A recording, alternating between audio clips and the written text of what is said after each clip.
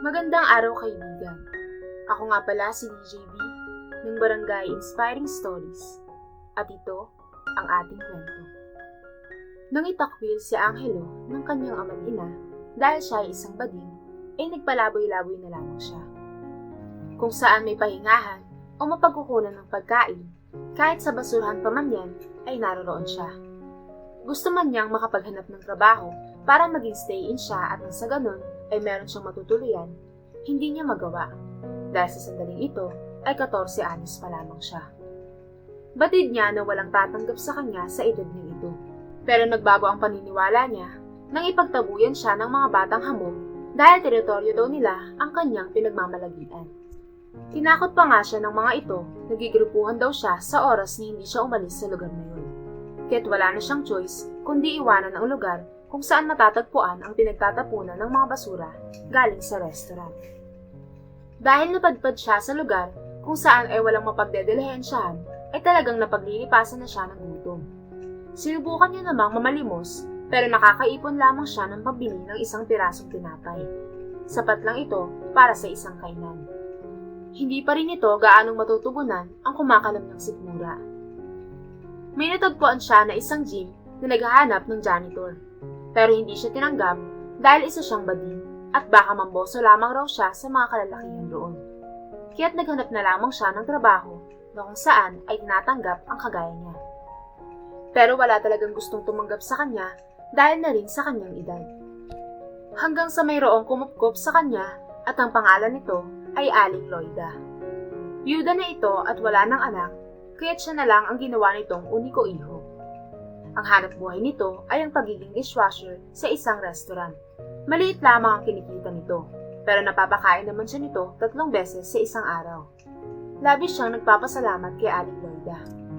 Bilang utang na loob, kapag wala ito sa bahay, ay sinisigurado niyang malilinisan niya ang bawat kasulok-sulukan ng tahanan. At pati na nga rin ang alagang pusa nito ay kanyang inaasikaso. Pero nagtataka siya kung bakit nawalan ito ng anak. Kaya't nang minsan silang makapag-usap, natanong niya ang bagay na iyon sa ginang. Napapailing na lamang ito habang nakangiti sa kanya. Pero mahahalata sa mga mata nito ang labis na kalungkutan. Ayaw nitong magkwento tungkol roon. At sa tingin ni Angelo, baka may masaklap itong karanasan na ayaw nang alalahanin pa. Bagay na nauunawaan naman niya, kaya't hindi niya na lamang pinipilit. Anak, gusto mo bang makapag-aral? Pag-iiba nito ng usapan. Dahil sa narinig, gumuhit ang labis na tuwa sa mukha ng binatilyo. Talaga po, Aling Loida? Pag-aaralin niyo ako? Sandali po. Tinawag niyo po ba akong anak? Hindi po ba ampon niyo lang ako? Tama po ba yung narinig ko? Huwag mo na akong tawaging Aling. Masyadong nakakatanda yan eh. 38 years old pa lang naman ako. Saka, tawagin mo na rin akong mama. At mula ngayon, ay anak na rin ang itatawag ko sa'yo. Oo anak, pag-aaralin kita sa abot ng mga kaya ko. Naantig naman ang damdamin ni Angelo, kaya napayakap siya sa taong kumupkop sa kanya. Mabuti na lamang nang palayasin siya ng mga magulang, dala niya ang kakailanganin sa pag-enroll. Dahilan upang di na siya mahirapan na makapasok sa panibagong paaralan. At dahil sa kanyang katalinuhan, ay palagi siyang nakakakuha ng top sa klase. Si Aling Loida pa nga ang umaattend sa recognition ceremony niya. Wala itong ibang masabi kundi sobrang proud ito sa kanya. Kaya naman mas iniigihan niya ang pag-aaral. Pero dumating ang isang araw na siyang magpapatatag sa kanilang mga sarili. Paano ba naman kasi ay nagkasakit si Aling Loida? Hindi na ito makatayo at madalas pa nga ang ubuhin. At kung minsan, kung mamalas-malasin, ay nagsusuka pa ito ng dugo. At dahil wala nang tumutustos sa kanyang pag-aaral, napilitan na lamang siyang huminto. At dahil sa kawalan nila ng makakain, ay napagpasyahan niya na rin na maghanap na ng trabaho. Sa una ay walang tumatanggap sa kanya dahil nga sa menor de edad pa lamang siya. Sa kabutihang palad, meron namang naawa sa kanya na taga-food chain at ipinasok siya rito bilang isang dishwasher. Katulad rin ito ng trabaho ng nanay Loida niya, kaya unang araw pa lang ay gamay niya na ito dahil minsan na rin siyang naturuan ng kanyang ina kung paano iyon gawin. Yung paghuhugas sa mabilisang paraan ngunit maingat. Maliit lamang ang sweldo ni Angelo, ngunit natutustusan naman niya ang ina sa gamot nito. Minsan na rin kasi itong napatingin ni Angelo sa doktor, at ang findings, meron daw itong pneumonia at sumasabay pa ang arthritis nito, kaya medyo nahihirapan na itong makatayo o makalakad. Pero ayos lang yun. Nandito naman siya para alagaan ang taong nagmamahal sa kanya ng totoo. Nag-iipon na nga rin siya ng pera para may pangnegosyo silang mag-ina. Ayaw niya naman kasing habang buhay na magtatrabaho dahil gusto niya rin bumalik sa pag-aaral. Ito ay para makapagtapos siya at makatagpo ng magandang hanap buhay. Gusto niya rin kasi na umasenso. Isang araw, habang gumagayak sa trabaho, natanong ulit siya ni Aling Loida kung bakit pinalayas siya ng tunay na ama't ina, gayon kung totoo man siya na anak, ay dapat tanggap nito kung ano man ang pagkatao niya. Mabilis naman na tumugon si Angelo. Sa tingin ko po ay ampon nila ako, kaya di nila ako matanggap. Alam mo anak, kaya ako naging mag-isa sa buhay. Yung baby ko dati ay biglang nawala matapos bumaha sa dati naming lugar. Matagal ng panahon ang nakakalipas nang mangyari yun, pero sariwang-sariwa pa rin sa alaala ko. Hindi ko nga alam kung buhay pa o patay na ang anak ko eh. Pero nararamdaman ko na buhay pa at nasa mabuting kalagayan siya ngayon. Kwento ni Aling Loida. Sana nga po, ma. Sana po buhay pa siya para magkita na kayo at magkasama. Masayang sambit ni Angelo. Batid niya kasing doon lamang liligaya ang taong kumupkop sa kanya. Sa tingin nga niya, ang mga nangyayari lamang dito ay dahil sa depresyon. Sino ba naman kasing ina ang hindi mawawalan ng lakas sa oras na hindi pa natatagpuan ang anak? Sa loob-loob niya, babalik na lamang siya sa pagiging pulube kapag bumalik na ang tunay nitong anak. Dahil batid niya na ang mundo ay hindi permanente. May magbabago rin sa bandang huli. Tanggap naman niya kasi sa sarili niya na walang magmamahal sa kanya dahil isa siyang bakla. Kung siya ang tatanungin, kahit nga sarili niya ay galit siya, sapagkat ayaw niyang maging ganito. Pinipilit niya naman ang magpakalalaki, pero ayaw talaga. Pusong babae talaga siya. Yung boses niya, pagkilos at mga interes ay hindi na mapapalitan pa. Sa totoo lang ay naitatago pa niya ito noon sa mga magulang. Pero dahil sa kasabihang walang sikreto ang di mabubunyag, ay kinompronta siya ng ama. Talagang pinaamin siya, kaya't sa huli ay nabanggit niya ang totoo. Ang totoo niyang kasarian. Ang sabi ng ama, lumayas na raw siya sa pamamahay. Dahil kapag masisilayan pa siya nito roon, kinabukasan, hindi ito magdadalawang isip na siya ay pagtatagain. Galit na galit rin ang kanyang ina nang malaman na bakla siya. Kaya't kinabukasan, ang dalawang ito ang nagtulungan na siya ay ipagtabuyan.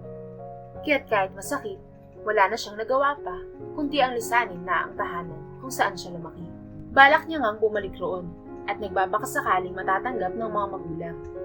Pero sa isip-isip niya, ay saka na lang kapag may mukha na siyang maiharap sa mga ito. Nahihiya kasi siya na bumalik, gayong wala pa siyang napapatunayan. Gusto niya na kapag haharapin siya ng mga ito, ay meron na siyang magandang buhay, para wala na ang mga itong masabi. Kinabukasan, ay maaga siyang pumasok sa trabaho. Tuwang-tuwa naman ang kanyang manager dahil sa maayos niyang nagagampanan ang gawain. Ipagpatuloy lamang raw iyon ni Angelo. Dadagdagan raw nito ang kanyang sweldo. Kaya naman talagang pinaghusayan niya nga para hindi ito mabigo sa kanya. Lumipas ang ilang buwan, meron nang naipon si Angelo para sa binabalak niyang pagnanegosyo. Kaya't ginamit niya ito para magtinda ng kandila sa tapat ng simbahan. Marami namang bumibili, kaya't kahit papaano ay kumikita siya roon. Tuwing Sabado hanggang Linggo lamang siya nakakapagtinda nito dahil sa day off niya sa mga araw na yun. 2 araw ang day off niya dahil ayon sa boss niya ay masyado pa siyang bata upang magtrabaho, kaya't kailangan niya ng sapat na pahinga. Laking pasalamat na nga lang niya sa Diyos dahil nakakapaglakad-lakad na si Aling Loida makalipas ang ilang buwan. Ibig sabihin ay merong na pala ang pagkakayod niya para masuportahan ang mga gamot nito. Laking pasalamat niya talaga sa Diyos dahil sa kabila ng mga nangyari, di sila nito pinababayaan. At sa halip ay pinupunan pa sila ng mga biyaya. Samantala, lumipas ang 2 buwan ay gumaling na rin ng tuluyan si Aling Loida.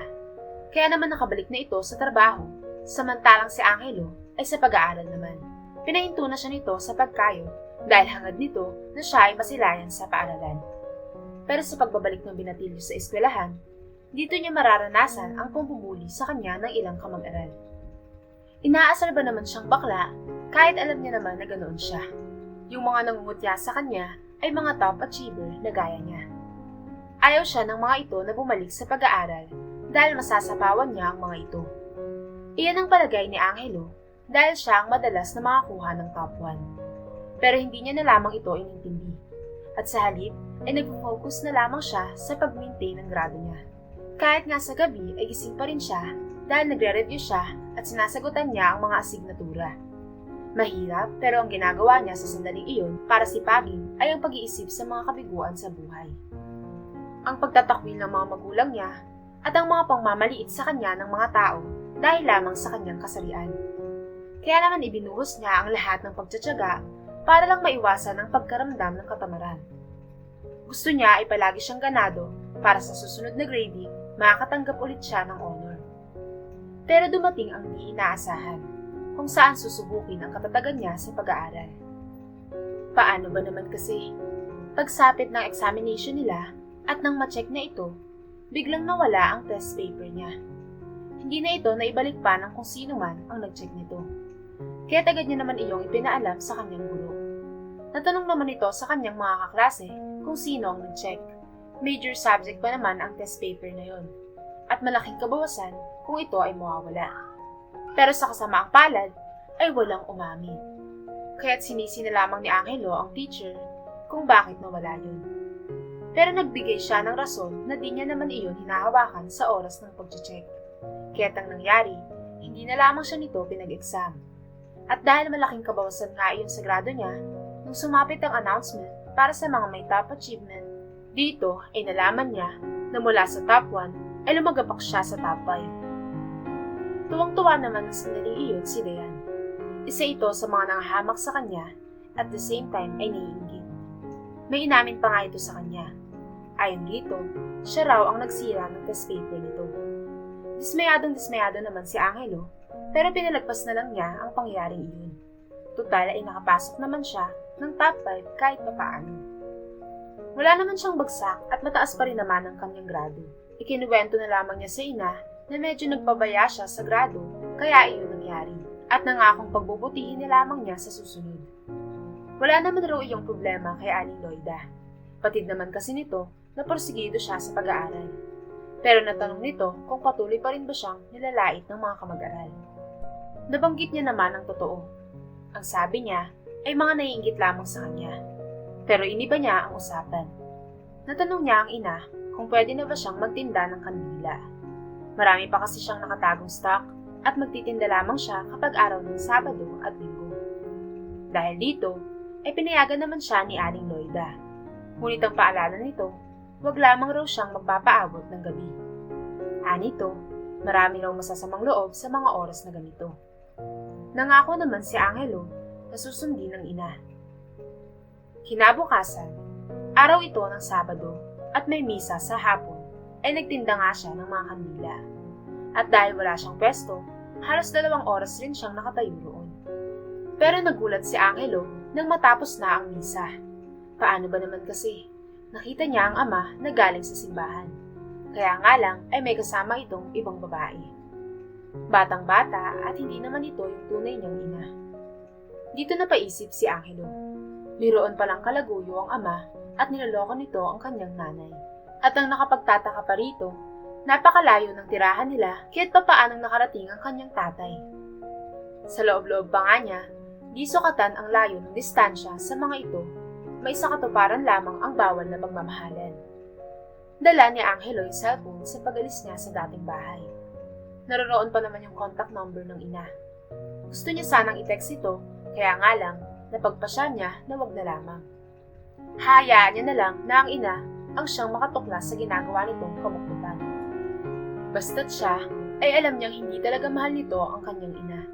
Dahil kung talagang mahal nga nito ang kanyang ina, ay hindi ito magagawang lokohin. Pag-uwi niya ng bahay, agad niya itong ikinwento sa nanay Loida niya. Pinayuan siya nito na dapat ay magkwento na para naman mabatid ito ng kanyang tunay na ina. Pero napailing na lamang si Angelo. Anya, ayaw niya kasing saktan ang kalooban ng nanay. Dahil kahit hindi maganda ang pakikitungo nito sa kanya, mula pa ng pagkabata ay mahal pa rin naman niya ito. Hindi naman siya napilit ni Aling Loida, pero sa kauna-unahang pagkakataon ay natanong nito kung ano ba ang pangalan ng mga magulang. Binanggit naman ni Angelo. Nang marinig nito ang sinabi niya, ay napansin niyang napatulala ito ng saglit. Kaya't natanong niya kung may problema ba. Mabilis namang napailing ang ina-inahan. Paano ba naman kasi?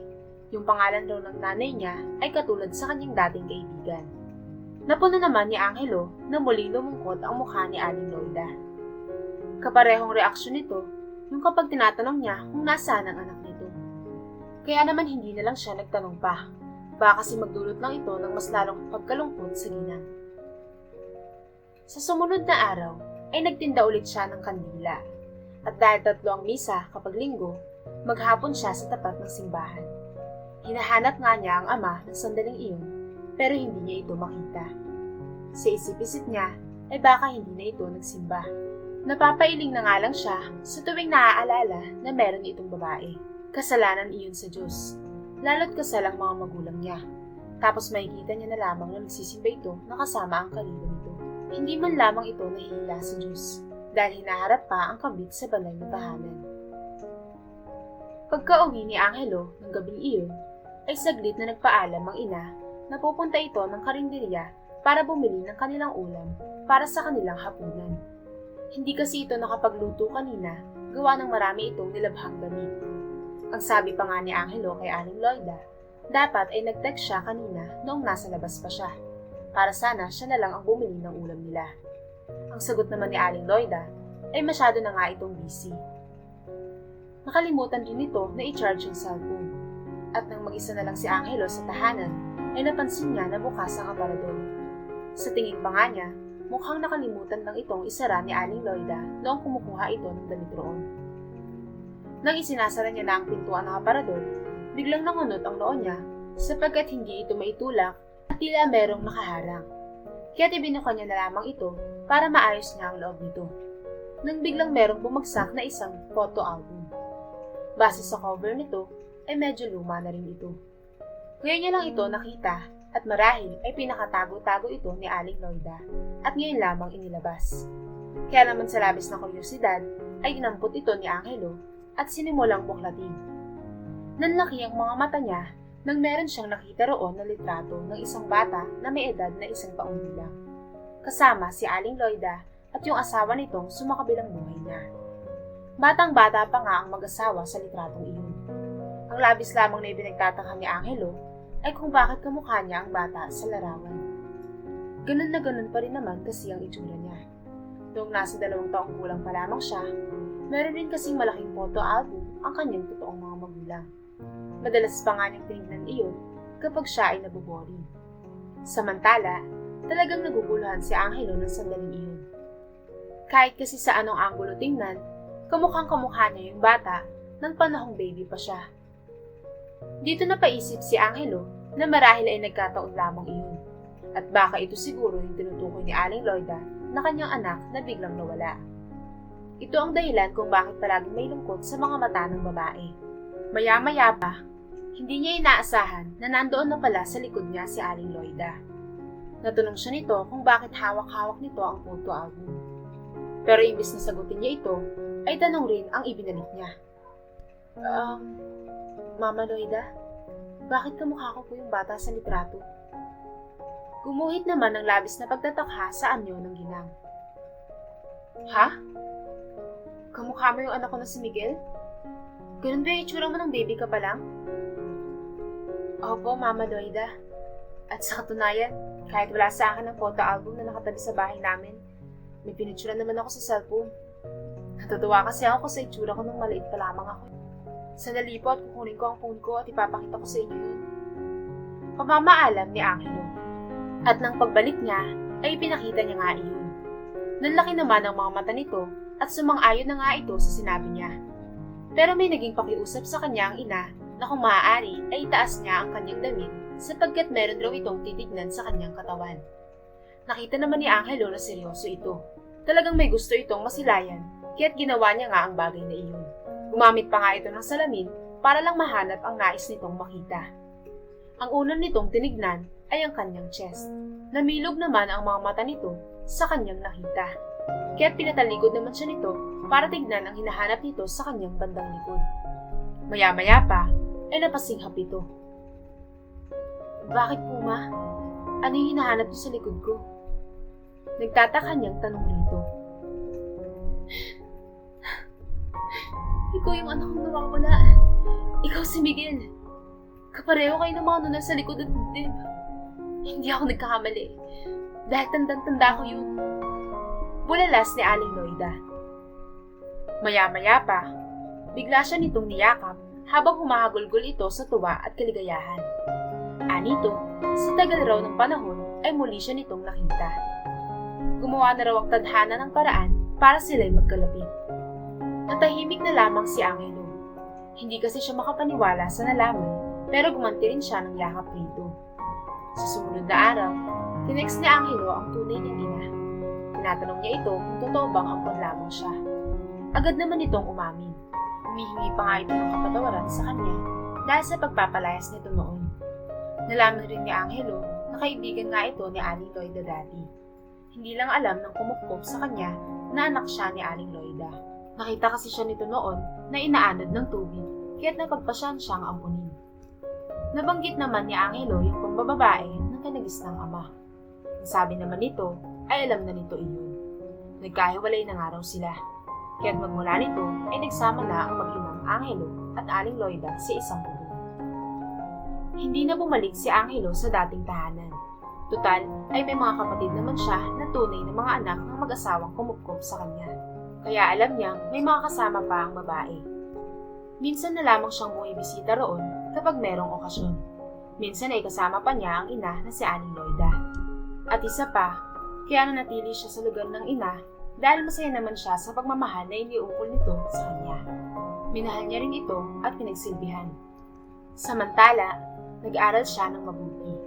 Hindi niya na inintindi ang mga nilalait sa kanya at nangako siya sa sarili na kapag naulit yung nangyari dati, kung saan ay minala ang test paper niya, ay magsusumbong na siya. Mabuti na lang ay di na iyon naulit pa, kaya nakahinga na siya ng maluwag. Nakabalik na rin siya sa pagiging top 1. Noong tumuntong na si Angelo ng college, ay nag-working student siya para matulungan niya na rin ang kanyang ina. Kaya't namasukan ulit siya bilang dishwasher. At sa awa naman ng Diyos, ay nakapagtapos siya at sa huli ay naging engineer. Sino ba namang mag-aakala na si Angelo na minamaliit noon dahil sa kanyang kasarian, ngayon ay matagumpay na sa buhay?